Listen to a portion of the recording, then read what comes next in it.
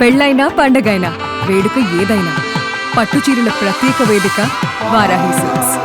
దేశవ్యాప్తంగా వంట gas petrol మీద ఇప్పుడు ఆందోళనలు వ్యక్తమవుతూ ఉన్నాయి. ఇటువంటి పరిస్థితుల్లో కేంద్రం ఒక కీలక ప్రకటన చేసింది. వంట గ్యాస్ పెట్రోల్ కొరత మీద దేశంలో గ్యాస్ పెట్రోల్ కొరత లేదంటూ కేంద్రం చెప్పింది. పార్లమెంటులో కేంద్ర పెట్రోలియం మంత్రి హర్దీప్ సింగ్ పూరి క్లారిటీ ఇచ్చారు. గృహ వినియోగదారులకే తొలి ప్రాధాన్యత ఉంటుందంటూ కూడా ఆయన చెప్పడం జరిగింది.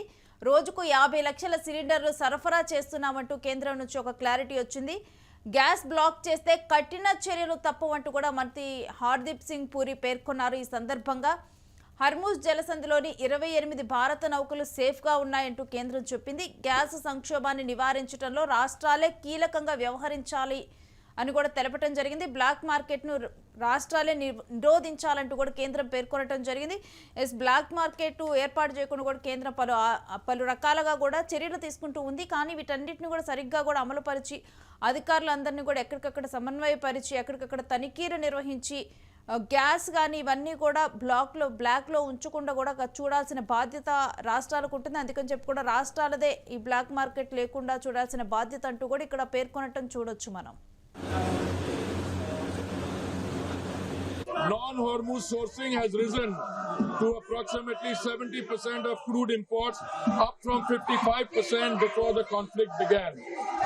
India sources crude from 40 countries as against 27 in 2006 and 7. This structural diversification, built through sustained policy over successive years, has given us options that other nations find themselves without. Refineries are operating at high capacity utilization. In several cases, they are exceeding 100%. There is no shortage of petrol, diesel, kerosene, ATF or fuel oil. The availability of petrol, diesel, aviation, turbine fuel, kerosene and fuel oil is fully assured. Retail outlets across the country are stocked and supply chains for these products are functioning normally. Additional ఇక ఎక్కడా కూడా వీటన్నిటికీ shortage లేదు, gas కానీ petrol కానీ అంటూ కూడా కేంద్రం పేర్కొనటం మనం చూస్తున్నాం. దీనికి సంబంధించిన డీటెయిల్స్ మా ప్రతినిధి వెంకట్ని అడిగి తెలుసుకుందాం. వెంకట్, దేశంలో వంట గ్యాస్ కానీ పెట్రోల్ కానీ వీటన్నిటికి కానీ కొరత లేదంటూ కూడా కేంద్రం ఒక క్లారిటీ ఇచ్చింది. పూర్తి డీటెయిల్స్ ఏంటి?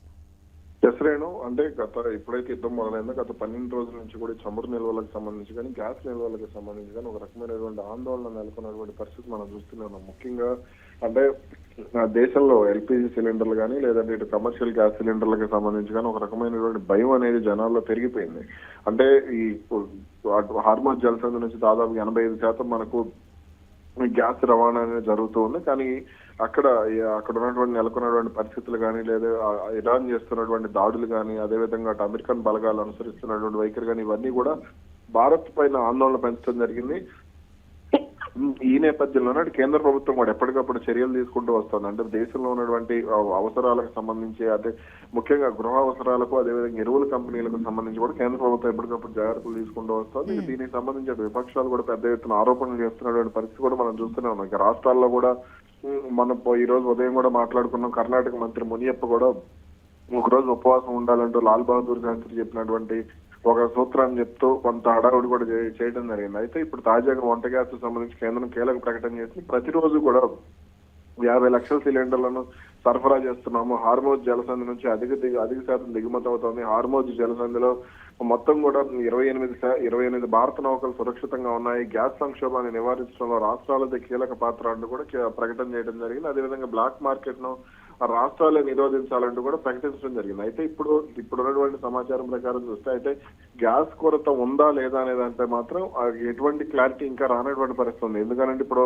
మొన్న 15 రోజుల నుంచి 25 రోజులకు పెంచడం, ఇవాళ గ్రామీణ ప్రాంతాల్లో బుకింగ్ సంబంధించి 25 రోజుల నుంచి 45 రోజులకు పెంచడం అనేది జరిగింది. 41 రోజులకు వరకు పెంచినట్టున్నారు. కాబట్టి ఇవన్నీ చూస్తుంటే గ్యాస్ కొరత అనేది తీవ్రంగానే ఉంది అనే విషయం అయితే స్పష్టంగా అర్థమవుతుంది. ఇక ఇప్పుడున్నటువంటి అంటే కేంద్ర మంత్రి హర్దీప్ సింగ్ పూరి చెప్పినటువంటి లెక్కల ప్రకారం చూస్తే చమురు దిగుమతులు దాదాపుగా 70% పెరిగాయంటూ కూడా ఆయన చెప్పడం జరిగింది. భారత్ చమురు అవసరాల కోసం 2006, 2007 27 దేశాలపై ఆధారపడితే ఇప్పుడు 40 దేశాలకు పెరిగిందంటూ కూడా ఆయన చెప్పుకుంటూ వచ్చారు. కాబట్టి ఇక్కడ దేశంలో కొరత లేదు అనే మాట అయితే చెప్తున్నప్పటికీ కూడా పరిస్థితి మాత్రం భిన్నంగా కనపడుతుంది. ఇక ఈ కమర్షియల్ గ్యాస్ సిలిండర్ల విషయంలో తాజాగా ఇటు కేంద్ర ప్రభుత్వం కూడా కొంత కఠినంగానే వ్యవహరిస్తుంది. అయితే దీనికి సంబంధించి అటు హోటల్ యాజమాన్యాలు కానీ ఇటు రెస్టారెంట్ యాజమాన్యాలు కానీ ఒక రకంగా ఆందోళన వ్యక్తం చేస్తున్నటువంటి పరిస్థితి. ఇక ఈ నేపథ్యంలో తాజాగా ఏపీ ప్రభుత్వం కూడా కీలక ప్రకటన చేసింది. అత్యవసర రంగాల గ్యాస్ సరఫరా కొనసాగించాలంటూ కూడా రాష్ట్ర ప్రభుత్వం నిర్ణయం తీసుకుంది. మొత్తం ఏపీలో 17,962 మెట్రిక్ టన్నుల ఎల్పీజీ నిల్వలు ఉన్నాయి. బుకింగ్ చేసిన 2.5 రోజుల్లోనే గ్యాస్ సిలిండర్ సరఫరా చేస్తాము. ప్రస్తుతం ఎక్కడ గ్యాస్ డ్రై అవుట్ పరిస్థితి లేదు అంటూ కూడా చెప్పినటువంటి పరిస్థితి ఉంది. కానీ ఇక్కడ ఆంధ్రప్రదేశ్ పరంగా పర్వాలేదు, కానీ జనాభా ఎక్కువగా ఉన్నటువంటి ఉత్తరప్రదేశ్ 20 కోట్ల వరకు దాదాపుగా జనాభా ఉన్నారు. అలాగే బీహార్ లో భారీగా జనాభా ఉంటారు. అదేవిధంగా మధ్యప్రదేశ్, మహారాష్ట్ర, ఢిల్లీ ఇలా జనాభా ఎక్కువగా ఉన్నటువంటి ప్రాంతాల్లో మాత్రం గ్యాస్ కొరత అనేది క్రమంగా పెరుగుతోంది అనే ఆందోళన అయితే వ్యక్తం అవుతోంది. ఇక రాష్ట్రాలదే బాధ్యత అంటూ కూడా గ్యాస్ కానీ ఇవన్నీ కూడా బ్లాక్ అవ్వకుండా చూసుకోవాల్సిన బాధ్యత రాష్ట్రాలదంటూ కూడా చెప్పడం జరిగింది. రాష్ట్ర ప్రభుత్వాలు అసలు ఎటువంటి చర్యలు చేపడుతూ ఉన్నాయి Venkat?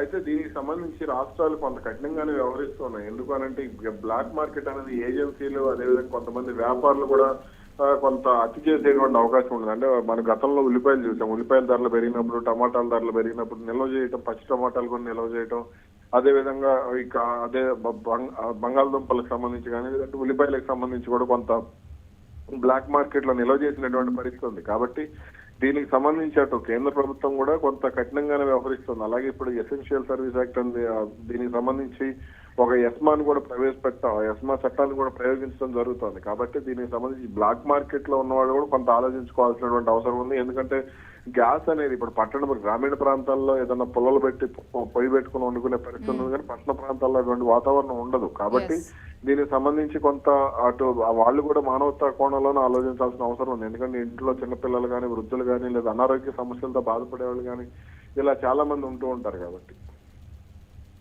Right, stay with us Venkat. మీ దగ్గర నుంచి మరిన్ని అప్డేట్స్ తీసుకుంటాం. ఇక వంట గ్యాస్, పెట్రోల్ వీటన్నిటి మీద కూడా ఎటువంటి కొరత లేదంటూ కూడా కేంద్రం క్లారిటీ ఇవ్వడం జరిగింది. ఇప్పటికే మనం చూస్తున్న జనాల్లో కూడా ఒక ఆందోళన నెలకొని ఉంది. ఎప్పుడు గ్యాస్ సరఫరా ఆగిపోతుందో, తక్కువగా గ్యాస్ అందుతుందో అని చెప్పి కూడా ఒక భయాందోళనలో కూడా క్యూ లైన్లో నుంచొని ముందుగానే గ్యాస్ తీసుకుంటున్నటువంటి పరిస్థితులు మనం చూస్తూ ఉన్నాం. మరొక పెట్రోల్, డీజిల్ ఈ విషయంలో కూడా ఆందోళన వ్యక్తం చేస్తూ ఉన్నారు. పక్కన ఉన్నటువంటి పాకిస్తాన్లో 55 రూపాయలు పెరిగింది. భారతదేశంలో మినిమం 20 రూపాయల్లో అయినా పెరుగుతుందంటూ కూడా ఒక ఆందోళన వ్యక్తమవుతుంది. వీటన్నిటి క్రమంలో ఒక క్లారిటీ వచ్చింది. కేంద్ర మంత్రి క్లారిటీ ఇచ్చారు. ఈ మేరకు కూడా మన దగ్గర ఎటువంటి కొరత లేదు. మరొకవైపు 28 నౌకలు ఆల్రెడీ సిద్ధంగా ఉన్నాయి. వాటికి ఎటువంటి నష్టం జరగలేదు. హర్ముజ్ జలసంధి నుంచి భారత్కి గ్రీన్ ఫ్లాగ్ ఇచ్చారు ఇరాన్ కూడా. ఇక ఈ నేపథ్యంలో ఆ నౌకలు కూడా రానున్నాయి. ఇప్పటికి మనకి దగ్గర కొంత నిల్వలు ఉన్నాయి. సో భారత్లో మాత్రం ఎటువంటి కొరత లేదన్న అంశాన్ని మనం అర్థం చేసుకోవాలి.